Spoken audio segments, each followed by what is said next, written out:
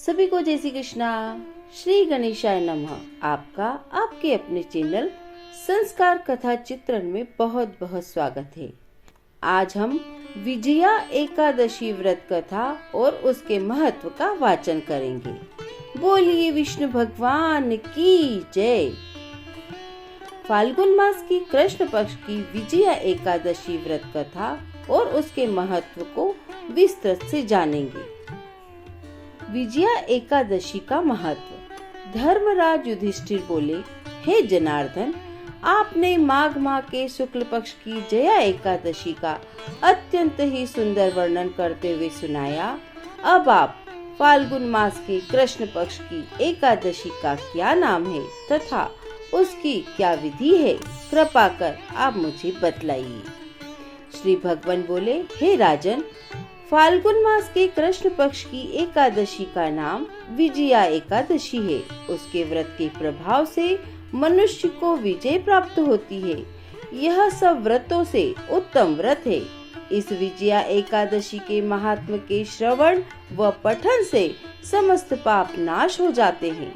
भयंकर शत्रु से घिरे हो और पराजय सामने खड़ी हो, तब भी उस विकट स्थिति में विजया नामक एकादशी आपको विजय दिलाने की क्षमता रखती है।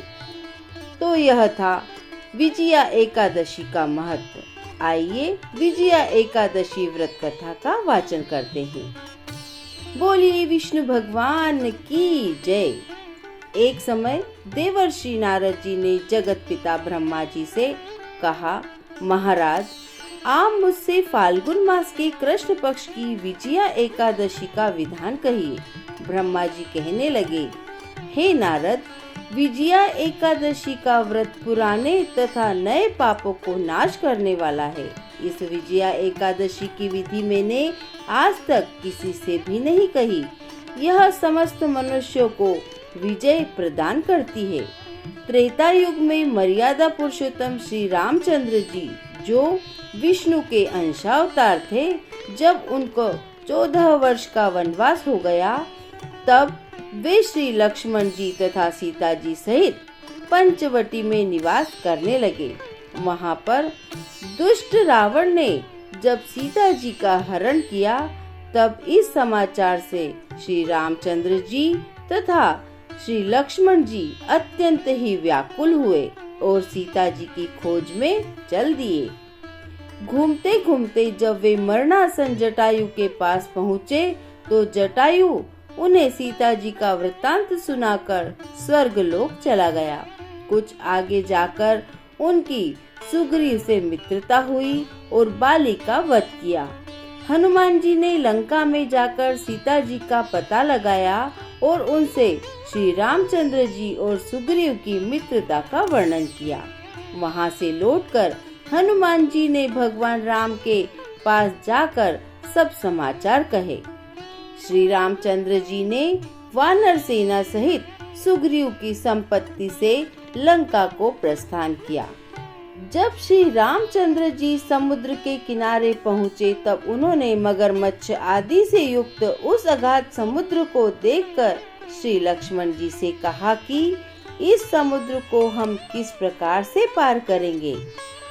श्री लक्ष्मण जी ने कहा, हे पुराण पुरुषोत्तम, आप आदि पुरुष हैं, सब कुछ जानते हैं। यहाँ से आधा योजन दूर पर कुमारी द्वीप में वग्दालभ्य नाम के मुनि रहते हैं। उन्होंने अनेक ब्रह्मा देखे हैं। आप उनके पास जाकर इसका उपाय पूछिए। लक्ष्मण जी के इस प्रकार के वचन सुनकर श्री रामचंद्र जी वग्दालभ्य ऋषि के पास गए और उनको प्रणाम करके बैठ गए। मुनि ने भी उनको मनुष्य रूप धारण किए हुए पुराण पुरुषोत्तम समझकर उनसे कहा कि हे राम, आपका आना कैसे हुआ। रामचंद्र जी कहने लगे, हे ऋषि, मैं अपनी सेना सहित यहाँ आया हूँ और राक्षसों को जीतने के लिए लंका जा रहा हूँ। आप कृपा करके समुद्र पार करने का कोई उपाय बतलाइए। मैं इसी कारण आपके पास यहाँ उपस्थित हुआ हूँ।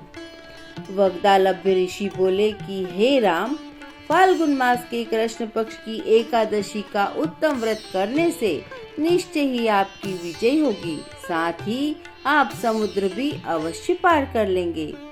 इस व्रत की विधि यह है कि दशमी के दिन स्वर्ण, चांदी, तांबा या मिट्टी का एक घड़ा बनाएं। उस घड़े को जल से भरकर तथा 5 पल्लव रख वेदिका पर स्थापित करें। उस घड़े के नीचे सतनजा और ऊपर जो रखें उस पर श्री नारायण भगवान की स्वर्ण की मूर्ति स्थापित करें। एकादशी के दिन स्नान आदि से निवृत्त होकर धूप दीप नैवेद्य नारियल आदि से भगवान की पूजा करें।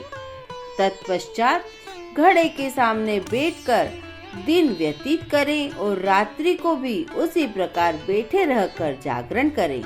द्वादशी के दिन नित्य नियम से निवृत्त होकर उस घड़े को ब्राह्मण को दे दें।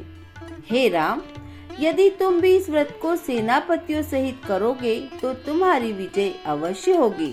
श्री रामचंद्र जी ने ऋषि के कथन अनुसार इस व्रत को किया और उसके प्रभाव से दैत्यों पर विजय पाई।